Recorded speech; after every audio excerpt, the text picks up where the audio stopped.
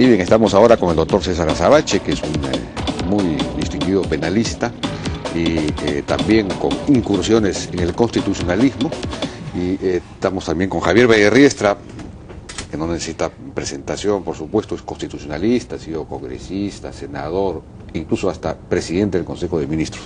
¿Cómo está? Buenas noches, ¿cómo le va? ¿Qué tal? Buenas noches. Ha mencionado mis pecados veniales y mis pecados mortales. Sí, efectivamente, efectivamente. Había que mencionarlos además porque puede haber conflicto de intereses en este caso. Vamos a verlo. Vamos a verlo. César, a su juicio, después de lo que de la descripción que hemos escuchado de la enfermedad de Alberto Fujimori, ¿habría que causar para el indulto o no? Yo creo que dos cosas, ¿no? La primera, además, mi impresión es que hoy día en la prensa hay diferentes puntos de opinión que convergen en lo mismo, es que este es uno de esos asuntos que hay que discutir claramente y que en el que primero hay que ponernos de acuerdo sobre las reglas para tener una discusión equilibrada y ordenada. Lo segundo es que desde mi punto de vista la Constitución y las prácticas peruanas sobre este tipo de asuntos ponen en evidencia que las opciones no son solo indultar por razones humanitarias o no indultar a el señor Fujimori, el expresidente Fujimori. Creo que nuestras prácticas ponen sobre la mesa varias otras alternativas que considerar.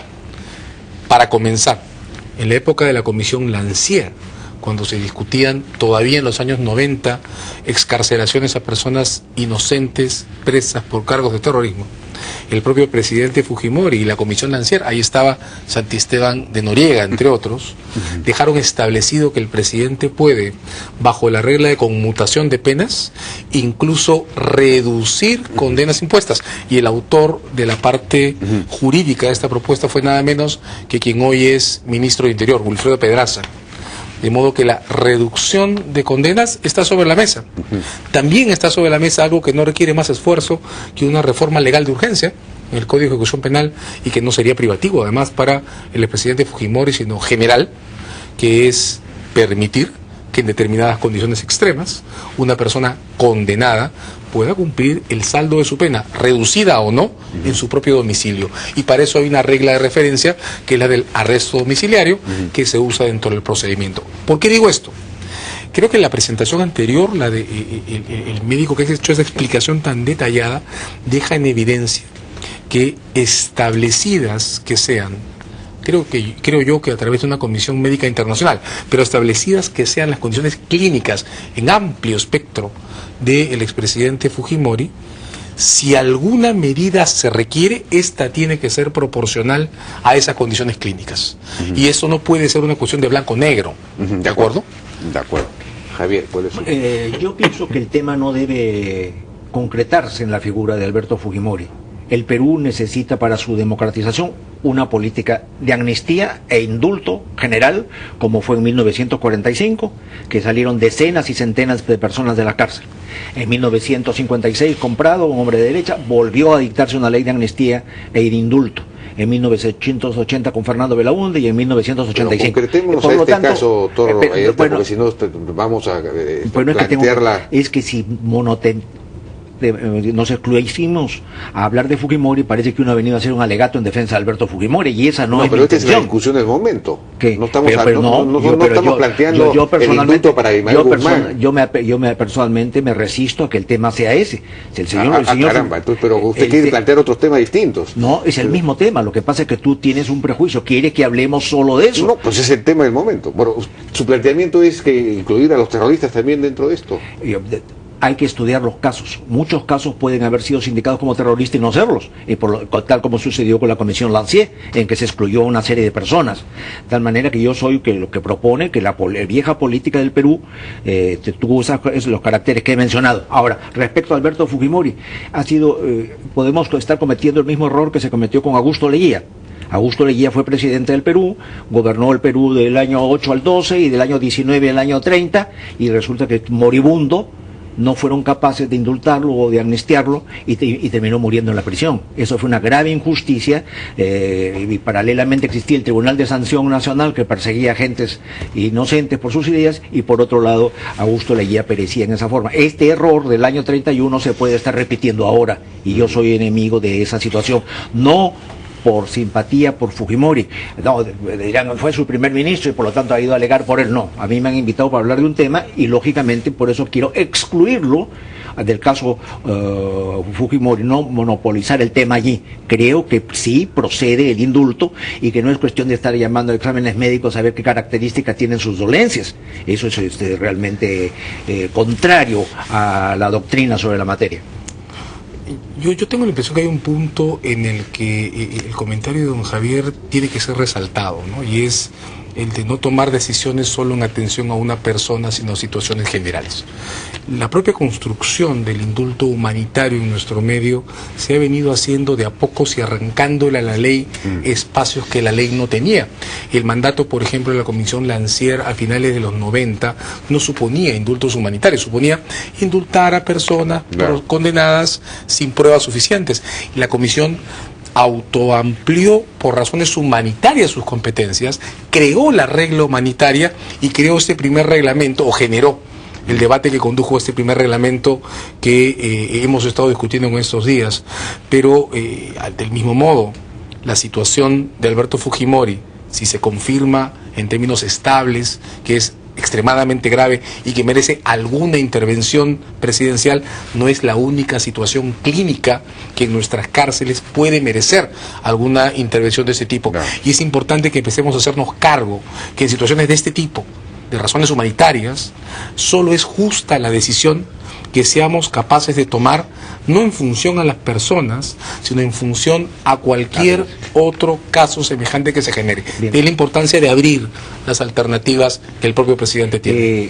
Y además otro detalle, no podemos seguir monopolizando el tema en Alberto Fujimori, tal como lo ha dicho, coincidimos plenamente. Parece que fue el primer indulto que se está produciendo en el Perú en varios decenios. Yo tengo aquí el informe de la Defensoría del Pueblo número 113, que dice que entre 1977 y el año 2006 se indultó en el Perú a 15.019 personas. 15.019 personas. ¿Todo por razones humanitarias? No, por razones humanitarias solo fueron 256 indultos entre los años 2001 y 2006. Demás, de tal manera que hablas a priori. ¿Y lo demás por qué razones? Por razones de exceso en la prisión, por no ser equitativa la pena, por considerarse que había dudas en la comisión del hecho punible. O sea, en 15.000 casos. El indulto el indulto presidencial puede tener un carácter de revisión de la pena, reparador, un carácter de última instancia. Puede tener el caso de ser una revisión cuando se encuentra que cuando no ha habido una posición equitativa, cuando se ve que la persona sufre de alguna dolencia, cuando se ve que ha habido exceso en el tribunal, cuando se desconfía del tribunal. ¿Y esto podría ser el caso de Alberto Fujimori? Eres fujimorista porque tienes obsesión por Alberto Fujimori. Bueno, ese es el tema del momento. Ese es tu tema, no es mi tema. Yo no he venido a hablar de Alberto Fujimori, yo he venido a hablar de la necesidad del indulto y te traigo cuadros de los indultos del Perú de 1977 al año 2006 y eso no te importa. No te interesa. Pero claro que me interesa, por eso estoy preguntando qué causales hay, bueno, en fin, cuál es la naturaleza del indulto. Habrá que comprenderlo, hemos escuchado al médico que ha estado acá, es un hombre que mide 1,70 m y que ha perdido 35 kilos y que tiene un cáncer de la boca que puede provocar una neoplasia generalizada. ¿Qué cosa espera? Un indulto post-mortem. Claro, entonces evidentemente que es indultable el señor Fujimori. De acuerdo, por razones humanitarias, pero como tú has mencionado claramente que la mayor cantidad de indultos se han dado por otras razones, básicamente razones de reparación ante sentencias eventualmente excesivas o lo que fuese. Sí. Mi pregunta es si en este caso también funcionaría. Yo no he estudiado el tema procesal de Fujimori, pero algunos técnicos sostienen que la sentencia que se habla de delito de lesa humanidad no llega a constituir eso ni a sostenerse eso, porque la tipicidad del hecho punible es en ese sentido es posterior a los hechos, de tal manera que no sería aplicable, y muchos consideran que esa sentencia está vacía de contenidos. Ante esas dudas, yo creo que hay otro argumento más para indultar a Alberto Fujimori, pero no insisto, no alego y simplemente doy una opinión de soslayo. Sí, yo tengo la impresión que si alguna base de consenso en este instante hay alrededor de este tema, proviene de que fijemos el procedimiento y las consecuencias las tengamos una vez que una junta médica internacional para comenzar. Yo creo que además tendría que haber una comisión de notables se pronuncie. Acá sin duda voy a tener una discrepancia con don Javier, pero es que desde mi punto de vista, este carácter monárquico original que el indulto tuvo desde su origen, un indulto sin expresión de causas, ha venido limitándose con el paso del tiempo, ¿no? La justificación del indulto humanitario, por ejemplo, ya es un recorte. El indulto antes del 2000 no necesitaba expresión de causa. Cuando el propio presidente Fujimori en ejercicio reconoció que en determinados casos tenía que justificar el indulto en razones humanitarias, abrió un espacio de motivación que recorta ese peso monárquico. En este caso, y esto va a ser sin duda otra sana discrepancia con don Javier, hay una razón adicional que fuerza, desde mi punto de vista, la necesidad de contar con respaldos institucionales muy sólidos. Y es que en este caso, la decisión que el presidente tome, repito, yo no creo que sea solo indulto humanitario o no indulto humanitario, creo que hay una gama grande de opciones, pero la decisión que el presidente tome va a estar sujeta a un procedimiento de observación internacional porque cruza el monitoreo de la sentencia del caso Barrios Altos. Y debo decir que desde mi punto de vista, un procedimiento institucionalmente estable y sólido es capaz, sin duda alguna, de superar los estándares incluso de la Corte Interamericana de Derechos Humanos. Creo, como el presidente de la Corte Suprema ha dicho, que no es verdad que las limitaciones que la sentencia del caso Barrios Altos contiene excluyan o prohíban un indulto humanitario. Prohíben un indulto reivindicativo, uno que diga todo estuvo mal. Prohíben uno que diga que Barrios Altos fue una acción militar saludable. Prohíben un acto del Ejecutivo que representa impunidad, pero no prohíben un acto humanitario. De modo que hay una ventana por la que se puede lograr en este caso, a pesar de las diferencias notables que muchos tenemos respecto a la situación Fujimori en general, en este caso en concreto, hay una base suficiente para poder encontrar un punto de equilibrio que nos permita, de una buena vez por todas, superar esas diferencias binarias innecesarias entre fujimoristas, antifujimoristas, y esas bipolaridades que destruyen en vez de unir, ¿no? No obstante la profunda admiración intelectual y personal que tengo por mi contrincante, querer hacer una junta internacional para ver si la vesícula está mal, me parece una exageración, ¿verdad? Sobre todo porque no hablamos de vesículas. Sí, no sé, la mía está bien.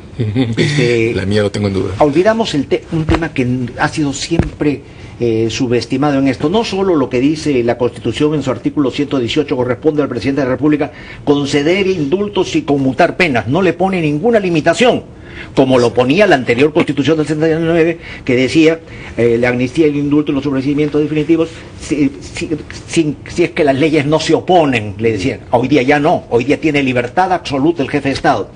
Pero hay un tema en el que para tratar esta temática ha sido olvidado y que es muy importante y que no ha sido leído ni por la Corte Interamericana de Derechos Humanos. ¿Qué cosa dice la Convención Americana de Derechos Humanos? En su artículo 6, toda persona tiene derecho a solicitar la amnistía, el indulto, la conmutación de pena, las cuales pueden ser concedidas en todos los casos. De acuerdo. Eso lo dice la Convención Americana de los Derechos Humanos. ¿Qué dice el Pacto Internacional de Derechos Civiles y Políticos? Artículo 6, inciso 4. Toda persona tiene derecho a solicitar el indulto, la conmutación de la pena. La amnistía, el indulto, la conmutación de la pena capital podrán ser concedidos en todos los casos.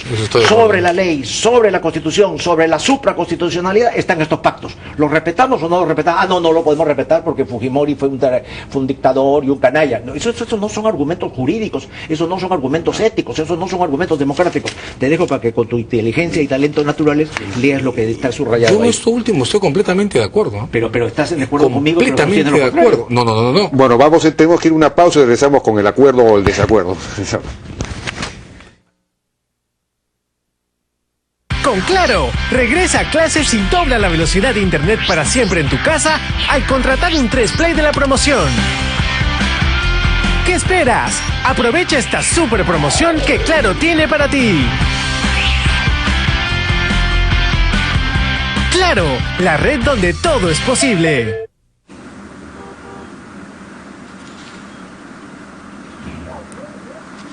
Con Citi estás más cerca de lo que quieres.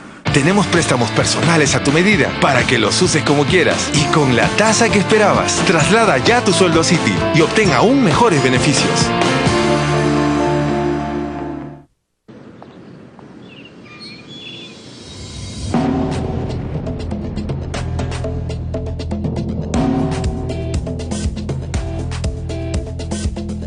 Los domingos, descubre el nuevo look de La República.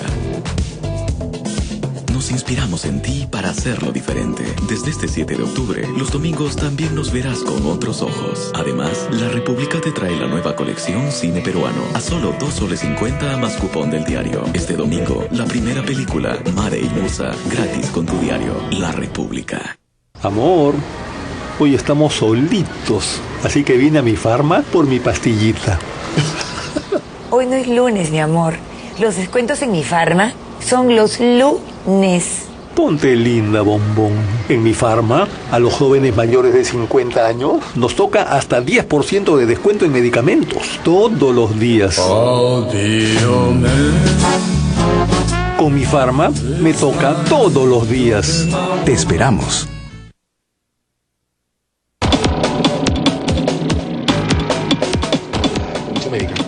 Bueno, seguimos conversando entonces con Javier Restra y César Azabache. César, sobre el tema... Yo estaba diciendo que este último argumento de don Javier, por cierto, lo comparto. O sea, el derecho a solicitar un indulto, cualquier forma de gracia en general de un condenado es irrestricto en la Convención Americana de indulto y en el y pacto. de amnistía. Por eso, cualquier forma de gracia, sea del Ejecutivo o del Congreso. La cuestión consiste en encontrar puntos de equilibrio, porque, como decía hace un momento, ya esa gracia presidencial injustificada e inmotivada, digamos, tiene restricciones en el derecho actual. Y hay una cosa que es muy importante además, y es que no podemos seguirnos exponiendo sin que sea necesario a provocarnos incidentes internacionales ante un tribunal como el de San José, al que más allá de diferencias tratamos mal por ignorancia en la mayoría de los casos. Pero yo no puedo entender si en un caso como este tenemos la posibilidad no solo de tomar una decisión equilibrada, razonada y justa, que no tiene por qué ser urgente ni inmediata, sino además una decisión sostenible en términos internacionales ante la propia Corte de Derechos Humanos, no puedo entender, y no es el caso de don Javier, sino en general, que llevados por prejuicios nos expongamos innecesariamente por una decisión abrupta a perder nuevamente en San José. No veo para qué. Yo honestamente tengo profundo respeto moral e intelectual por el gran talento de mi contrincante, pero los argumentos son, en 2 palabras, ¿qué dirán? Eso no es un argumento que valga el derecho. Nosotros, la Corte, yo soy el que introdujo la Corte Interamericana de Derechos Humanos en el Perú. En la Asamblea Constituyente introduje la jurisdicción supranacional, que con medio de resistencia... Y con más fuerza que la Constitución del 93. La del 79, pero yo fui el que lo puse. Claro. El Tribunal de Garantías Constitucionales, la jurisdicción supranacional. Pero también creo que la Corte se ha desviado mucho de su temática y que prefiere hacer izquierdismo, como se dice, izquierdismo caviar, violando los derechos humanos. Así que hay que tener cuidado con lo que puedan pensar ellos. Si aquí los tratados en su artículo 6, los que he mencionado, dicen que proceden todos los casos, ¿qué cosa tenemos que pensar? ¿Qué otra cosa puede hacer la Corte? La Corte tiene que obedecer los tratados internacionales. Y por eso es que ha habido y por eso es que nos encontramos con los 15.000 indultos que se han producido en el Perú en los últimos años. Pero ahora por el indulto de una persona acabada, anciana, decrépita, senil, vamos a llamar a una junta médica internacional de gente de Washington, Berlín y Moscú. No. Yo voy con el mayor respeto, porque además creo que a don Javier no necesito decirle cuánto precio le tengo, pero voy a usar contra su argumento 2 experiencias suyas. A finales de los 90, don Javier defendió en pleno momento álgido del régimen de ese entonces, a quien ahora es presidente, sí, con un habeas corpus. Así es. Con el que además estabilizó una situación jurídica que desde fuera parecía inestabilizable. Así es. De modo que con el propio argumento que la práctica profesional de don Javier tiene, el segundo caso es el de, me parece que el apellido es Galvez Olechea. Sí, de Adolfo. Que se ganó aquí. Cuando todos pensábamos que iba a perder. Así es. La práctica profesional de don Javier es el mejor ejemplo que demuestra que en condiciones hipotéticamente adversas, un tribunal, el más impensable incluso, puede ser razonable. Si eso es aplicable al caso que ganó en favor de los señores Humala, al caso que ganó para Galvez Olaechea, ¿por qué no puede ser aplicable para decir, y yo sostengo que es posible, que en este caso una decisión, no digo un indulto humanitario, una decisión razonada del presidente, tomada en condiciones institucionales estables, puede superar, y sin duda puede, los estándares de la propia Corte Interamericana de Derechos Humanos? ¿Cuál es la diferencia entre indulto humanitario y decisión razonada? Es que, por ejemplo, no necesariamente tiene que ser un pero humanitario. por supuesto, no necesariamente tiene que ser humanitario. Porque ¿qué cosa puede ser entonces? Puede Reparador, ser, lo dije al decisión. principio, puede ser una reducción de condenas, puede ser el cambio de arresto domiciliario, puede ser una combinación de todas esas medidas. Todo eso es por razones humanitarias. Pero por supuesto, pero no solo ahora, un indulto. en el caso de los Humala se les indultó porque en un caso no había pruebas y en el otro caso se encontró con que el Parlamento dio una amnistía porque se veía que los hechos eran políticos sociales, no había un problema de jurisdicción supranacional. O sea que eso no era humanitario, eso era un indulto técnicamente clásico, ¿no? En forma, sí. Y en el caso de digamos, Adolfo Olaechea sí, fue que lo extraditaron al Perú acusándolo de terrorista, y a la hora de los hechos se descubrió que no era terrorista sino un pacifista, un ingenuo, un romántico y un hablador. Así que esos casos no son exactamente iguales. Yo creo, honestamente, insisto, y creo que este debate de hoy ha sido muy constructivo porque podemos no monopolizar el asunto en Alberto Fujimori. ¿Cómo es este planteamiento? Ahora sí podemos entrar en el no? de una amnistía general, ¿es lo que está proponiendo? Bueno, por ejemplo, las amnistías pueden ser de diverso tipo. Por ejemplo, como en 1945, cuando Bustamante Rivero leía su mensaje al Parlamento de la República, salían de las cárceles y del panóptico donde está hoy día el Hotel Sheraton, decenas y centenas de compañeros que estaban vinculados a hechos de sangre, ¿ya? Pero en este momento no podríamos liberar a Abimael Guzmán. Pero perdón, que si no me dejas contestar, que como bueno, ya, pero no esa ley de amnistía decía amnistíese todos los hechos políticos sociales, pero ha habido leyes posteriores que han excluido a personas determinadas. Por ejemplo, la ley del año 45 no salió Carlos Estir-Lafont. ¿Por qué no salió Carlos Estir-Lafont? Porque cometió el crimen horrendo y estúpido de asesinar a los señores Miro Quesada en la puerta del Club Nacional. En el año 1956 se volvió a dar una ley de amnistía política general y de indulto, y no salieron de la cárcel dos inocentes, Alfredo Tello Salavarría y Héctor Pérez Campos Malón, acusados falsamente del asesinato de Pancho Ganaña. O sea que hay exclusiones. Ahí tienes dos casos históricos. Entonces, el primero, Carlos Estir-Lafont, y en el segundo, Pretel. Aquí, digamos, plantear acá puedes hacer una amnistía nominativa, puedes hacer una amnistía describiendo los hechos punibles y excluyendo aquellos actos de terrorismo en que haya habido violencia, crueldad, etcétera, etcétera. Entonces, a la hora de los hechos, los jueces no aplican la amnistía. Así que hay muchas fórmulas. Pero un momento en el que precisamente el senderismo está resurgiendo es un poco difícil, ¿no? Y que se constituye nuevamente en una amenaza al país. Pero nadie está pidiendo la amnistía para los senderistas. Si hay un senderista que probadamente ha matado, ha asesinado y ha cometido actos de crueldad, ese no va a salir de la cárcel. Lo que tenemos que tener cuidado es que en muchos casos, bajo ese pretexto, teniendo un carácter político-social o siendo más ideológicos que de acción, esas personas están en la cárcel. Es una cuestión de revisión. No es una cosa masiva como el 45, pero cito los precedentes del 45. En esto yo quiero hacer un comentario. ¿No? En general creo que la propuesta de don Javier llama a la necesidad de estabilizar parte de nuestras herencias legales que pueden percibirse todavía como desordenadas. Yo creo que como idea no se puede descartar. Estamos en un momento muy especial porque hay un tema que ha atravesado nuestra agenda, ¿no? Que es la posibilidad de tener una intervención extraordinaria del Ejecutivo en el caso de Fujimori en concreto. Luego de estabilizado esto, de decidido qué hacer, al final, sin duda, se puede empezar a discutir cómo estabilizar consecuencias recientes. Creo que don Javier no se refiere al caso del terrorismo, porque el caso del terrorismo además tuvo un proceso de estabilización más o menos largo, de finales del 90, hablábamos hace un tiempo de la Comisión Lancia en unos momentos, y luego ya en los 2000, con la anulación de los casos militares y las revisiones por la Sala Penal Nacional. Digamos, yo creo que en general lo más importante de esta idea consiste en empezar a abrir nuestros ojos a temas invisibles, generales, que no hemos estado discutiendo. Y tal vez antes que la estabilización de cualquier defecto legal producido por la justicia de los 2000, haya que hablar de las cuestiones de salud terminal de los internos en nuestras cárceles. Así es. Estoy completamente de acuerdo. El tema es un tema que lo estamos tratando monográficamente, pero que exige más. De acuerdo. No, pero hay un tema que no... Un segundo. Somos antifujimoristas radicales, pero el palacio sacramental del fujimorismo, que es el Parlamento unicameral, ahí está. Nadie lo ha tocado. Nadie pretende restaurar una segunda cámara como lo fue históricamente el Perú. Tenemos que ir a una reforma de la Constitución en 2 legislaturas ordinarias, restaurar el Senado, que sea un Senado funcional, etcétera.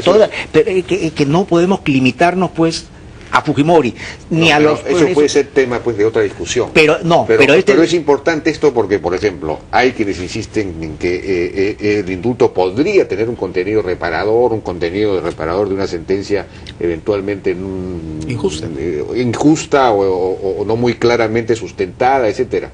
No hay pruebas directas. Esto es una discusión importante.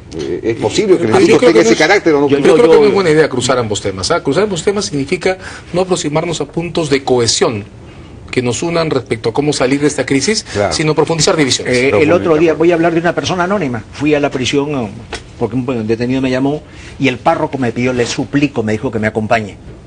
Y me llevó a una celda donde había un muchacho de 20 años moribundo, sangrando, que estaba pereciendo allí en la cárcel. Esos casos se ven por decenas y centenas. Esa es la justicia peruana contra la que yo me sublevo. Hay que reformar el Poder Judicial, reformar el sistema penitenciario, restaurar una constitución democrática bicameral. Por eso es que no solo puedo limitarme al caso que tú propones de Fujimori.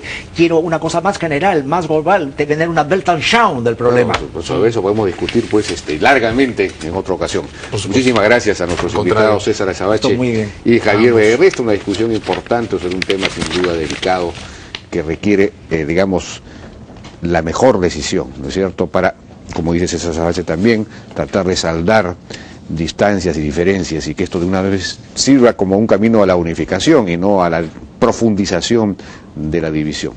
Vamos a una pausa y regresamos ahora con Beñat Bilbao y Marisol Argueta. Ellos son del Foro Económico Mundial. Vamos a hablar de este índice en el que el Perú ha mejorado, pero, en fin, todavía tenemos serias deficiencias.